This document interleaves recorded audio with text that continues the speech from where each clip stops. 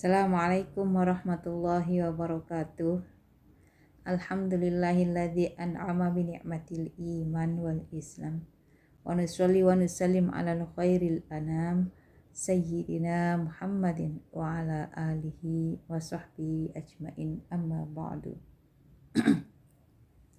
Yang saya hormati, yang saya cintai dan yang saya banggakan, teman-teman mahasiswa peserta mata kuliah ilmu kalam, baik dari PBS 3 maupun dari HKI 1. Pertama-tama kita panjatkan rasa syukur kita kehadirat Allah Subhanahu wa taala yang telah memberikan sekian banyak kenikmatan kepada kita, baik apa yang tidak kita minta ataupun apa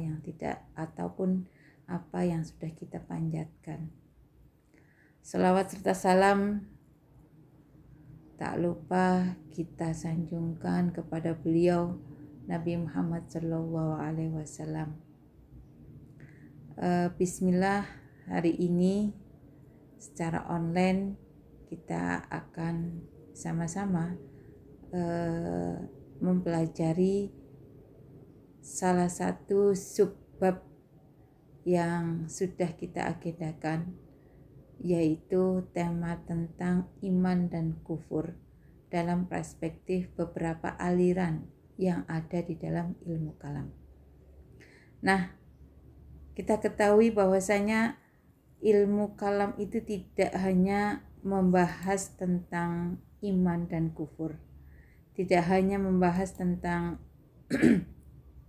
siapa yang berhak masuk surga, siapa penghuni neraka sejatinya, dan tidak hanya membahas tentang keadilan Tuhan atau apakah Allah memiliki sifat-sifat dan bagaimana sifat-sifat Tuhan. Termasuk di dalamnya adalah ilmu kalam membahas tentang posisi iman dan kekafiran atau kufur, di mana iman ini akan berdampak atau perspektif tentang keimanan ini akan kemudian memberikan satu penjelasan dari sekte masing-masing bagaimana status para mukmin atau muslim di akhirat kelak. Nah,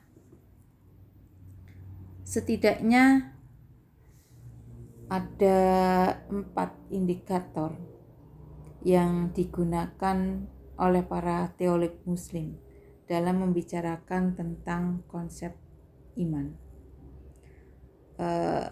Kalau saya sering memberikan indikatornya itu 3. Iman itu ialah percaya, meneguhkan dengan hati, iktikad dengan hati. Itu yang pertama. Yang kedua, mesti mengikrarkan dengan lisan. Dan yang ketiga adalah bagaimana mengekspresikan dengan amaliyah atau dengan perbuatan. Nah, sementara menurut Hasan Hanafi ini ada 4 indikator yang bisa digunakan atau yang sering digunakan oleh para teolog muslim, oleh para mutakalimin. 3 tadi yang sudah saya sampaikan, dan yang berbeda atau yang lainnya adalah tentang ma'rifat bil akal atau mengetahui dengan akal.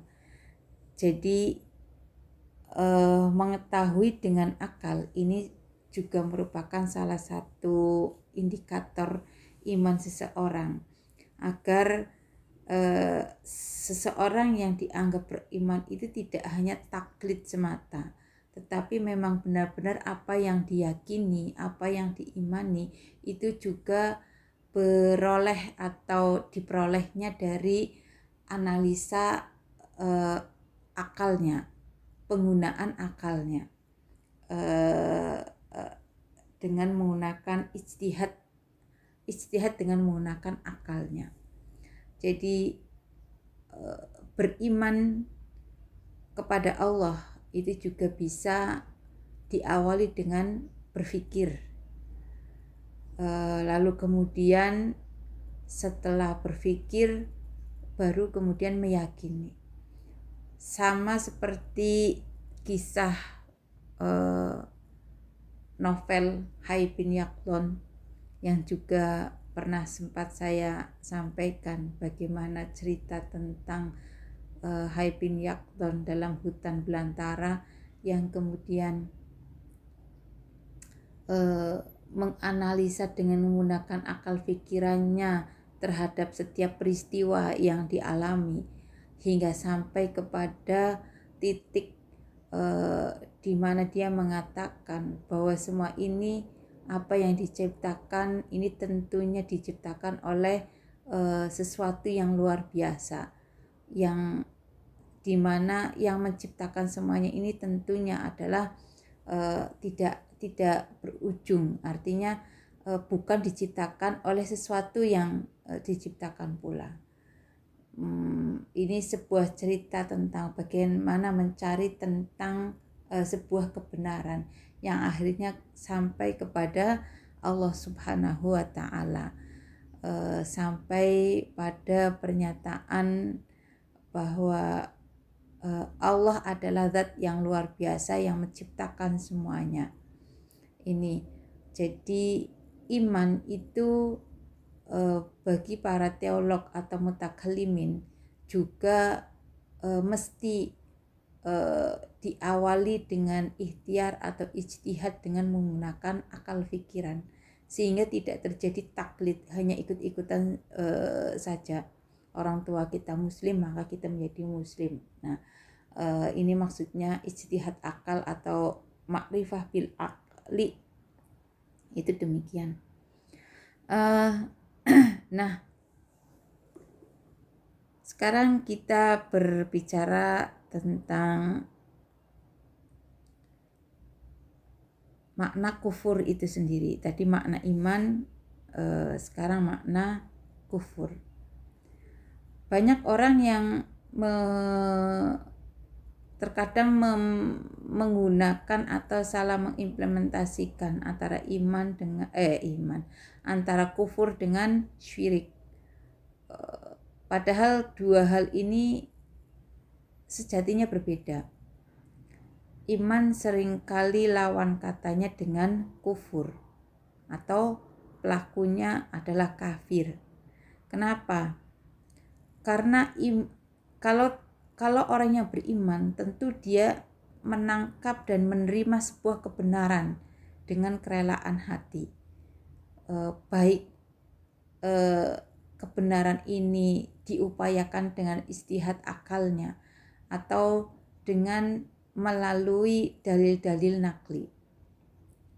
Nah, kalau orang kufur bisa jadi atau orang kafir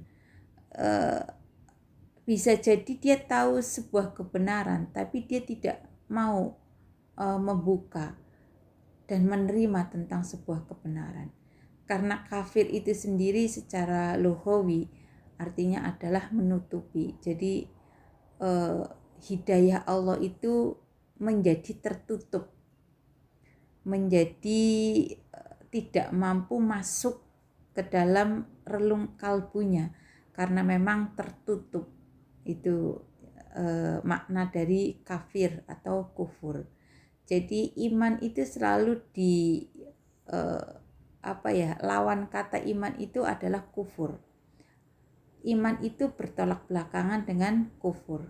Kalau tadi iman itu menerima, tapi kalau kufur itu tidak menerima karena hatinya itu tertutupi hidayah, sehingga hidayah Allah itu tidak mampu masuk. Nah, sedangkan musyrik atau syirik itu perbuatannya dan musyrik itu adalah orang yang melakukan perbuatan syirik. Syirik itu bisa jadi orang yang iman kepada Allah tetapi ambigu dalam amaliyahnya. Orang musyrik bisa jadi dia mengimani, bisa jadi dia faham, mengerti dan menerima bahwa Allah itu adalah zat yang menciptakan, zat yang patut disembah, zat yang memang ngereksa alam jagat raya, bisa jadi dia menerima hal yang demikian. Akan tetapi kemudian di sisi lain amaliyahnya juga mensyiratkan satu perbuatan yang mengarahkan kepada syirik. Jadi tauhidnya itu tidak murni menyembah Allah Subhanahu wa taala. Bisa jadi cacat karena sesuatu sehingga dia melakukan perbuatan syirik. Atau bisa jadi memang dia menerima kebenaran tetapi kemudian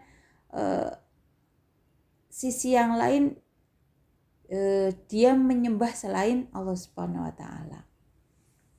Ya. Jadi itulah perbedaan atau inilah makna iman yang tadi awal dan makna kufur, serta kemudian perbedaannya dengan yang namanya syirik. Bismillah, kita akan mencoba mempotret bagaimana kaum Khawarij itu memandang tentang persoalan keimanan. Karena kita ketahui bersama bahwa orang-orang Khawarij adalah orang yang pertama kali membicarakan tentang persoalan teologis.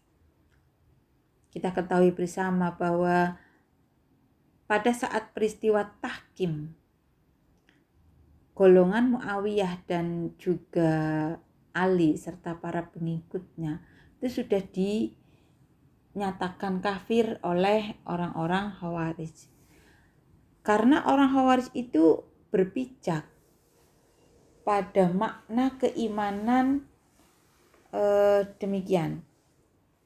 Orang Khawarij mengatakan orang yang beriman itu harus sesuai antara hati, lisan, dan juga amalia perbuatan. Jika ada yang tidak sesuai dari ketiga indikator ini, maka dianggap sebagai orang yang kafir. Contoh tadi, bagi orang Khawarij memandang ketika Muawiyah dan Ali menerima tahkim itu sudah masuk pada kategori perbuatan durhaka kepada Allah, karena mereka bertahkim kepada sesama manusia, kepada manusia, bukan berhukum kepada Allah Subhanahu wa taala. Dan ini masuk pada kategori pengkhianatan atau tidak sesuai dengan keimanan. Tidak sesuai dengan apa yang mestinya harus dilakukan sebagai seorang mukmin. Jadi maksiat meskipun kecil, dosa walaupun sedikit, bagi kaum Khawarij itu dianggap sebagai perbuatan kufur. Maka orang yang melakukannya pun sudah masuk pada kategori kafir. Nah, ketika kafir, maka mereka memberikan atau menganalisa posisi kelak mereka, orang-orang yang kafir adalah akan ada di neraka selama-lamanya. Inilah makna iman menurut kaum Khawarij. Akan tetapi begini, ada setelah persoalan politik yang semacam ini diawali, persoalan teologis yang awalnya hanya berbicara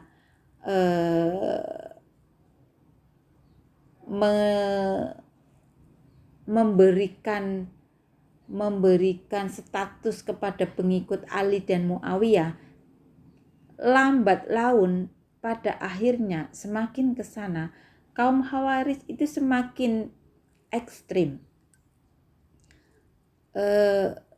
Bagi kaum Khawarij, ketika ada orang siapapun, jadi bukan kelompok Ali, bukan kelompok Muawiyah, tapi siapapun, siapa saja yang kemudian mereka tidak masuk atau tidak bergabung dengan golongan mereka, maka mereka sebut sebagai orang yang musyrik. Jadi ini sudah semakin ekstrim, sudah semakin kaku dalam menghukumi orang. Jadi sangat kental sekali statement teologisnya dan sangat berbau politik.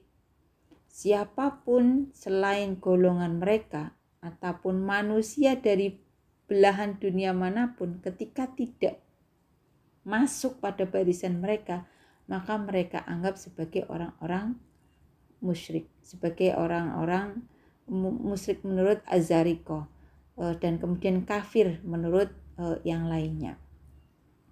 Ketika kafir, maka itu artinya halal darahnya, halal hartanya, boleh dirampas, boleh dibagi, dan seterusnya. Jadi sudah semakin ekstrim kaum Khawarij, semakin ke sana semakin ke sana. Mudah mengkafirkan orang, mudah menjudge kepada orang lain sebagai orang-orang yang musyrik. Itu kaum Khawarij. Sekarang kita berbicara tentang konsep keimanan menurut golongan atau sekte Murji'ah. Sekte Murji'ah ini berbeda konsep keimanannya dengan sekte Khawarij. Kalau sekte Khawarij ketiga-tiganya itu harus sesuai, lisan, tasdik atau i'tiqad dengan hati, terus kemudian amalia perbuatan. Ketiga-tiganya itu harus sepadan, harus sama, harus seirama. Bagi Murji'ah tidak. Aliran Murji'ah memberikan konsep keimanan bahwa yang namanya orang beriman itu cukup dengan hati. Karena iman itu letaknya ada di hati. Keimanan itu sumbernya ada di hati.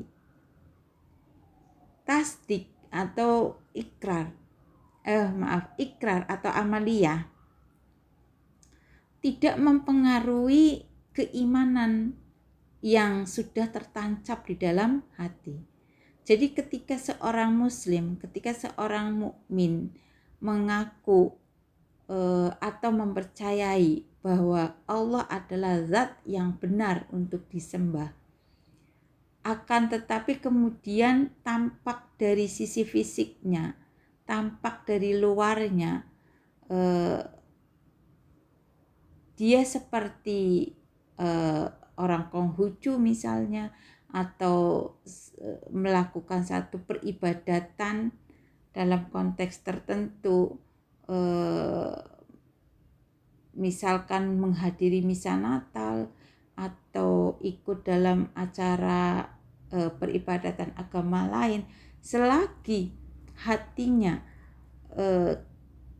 imannya yang ada di dalam hatinya tetap kepada Allah, itu tidak akan mempengaruhi keimanan, tidak akan mempengaruhi kualitas keimanannya. Karena dasar dari keimanan adalah ma'rifah bil qalbi, pengetahuannya dia tentang Allah yang begitu mendalam dengan hatinya. Maka wajar menurut Murji'ah iman itu tidak berkurang dan tidak bertambah. Itu menurut Murji'ah, karena ada di dalam hati. Jadi ketika secara fisik kelihatannya dia melakukan satu peribadatan, tetapi sejatinya hatinya itu masih atau beriman kepada Allah Subhanahu wa Ta'ala, tidak akan mempengaruhi keimanan dia, tidak menjadikan imannya itu dia turun.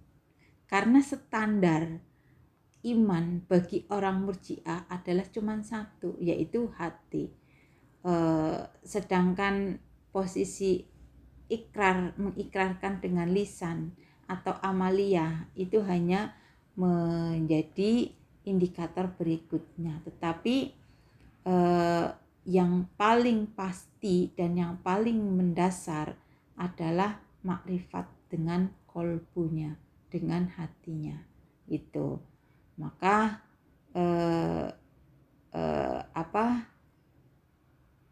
bagi kaum Murji'ah pun, ketika misalkan ada seorang mukmin yang hatinya masih terpaut kepada Allah Subhanahu wa Ta'ala, tetapi secara fisik terlihat seperti tidak beriman, itu tidak menjadi masalah. Tidak menjadi masalah. Itu bagi orang-orang Murji'ah. Nah, bagaimana ketika orang mukmin melakukan dosa besar? Bagaimana orang muslim itu melakukan dosa besar? Bagaimana tanggapan orang Murji'ah, atau bagaimana statement teologis orang Murji'ah? Bagi orang mukmin yang melakukan dosa besar, maka dia tetap punya potensi untuk bisa masuk surga, meskipun harus mampir terlebih dahulu ke neraka, karena dia harus menerima konsekuensinya dari perbuatan yang telah dia lakukan, perbuatan dosa yang dia lakukan. Artinya ini pun berbeda dengan Khawarij. Kalau Khawarij mengatakan kafir selama-lamanya ada di neraka, musyrik selama-lamanya ada di neraka, maka menurut Murji'ah konsekuensi untuk menerima sebuah sanksi tetap ada bagi seorang mukmin yang telah melakukan dosa besar. Nah, dan masih punya potensi untuk bisa masuk ke surga, karena tidak menutup kemungkinan Allah akan mengampuni dosa-dosanya. Itu bagi kelompok Murji'ah. Kaum Mu'tazilah pun berpendapat bahwa orang mukmin yang mengerjakan dosa besar, lalu kemudian dia mati, meninggal sebelum bertobat, maka ia sudah tidak lagi mukmin, tetapi juga bukan kafir. Angel ya. Bagi Mu'tazilah orang yang semacam ini disebut orang yang fasik. Dan orang yang fasik menurut Mu'tazilah akan ditempatkan di antara dua tempat yang mereka sebut dengan al-manzilah bainal manzilatain. Sementara konsep iman menurut Ahlus Sunnah, iman itu ya tasdik dengan hati, ya ikrar dengan lisan, dan juga amaliyah untuk mengekspresikan rasa keimanannya, rasa kecintaannya. Akan tetapi perilaku atau amaliyah ini posisinya adalah menyempurnakan kedua indikator tadi, yaitu menyempurnakan tasdik dan juga menyempurnakan ikrar.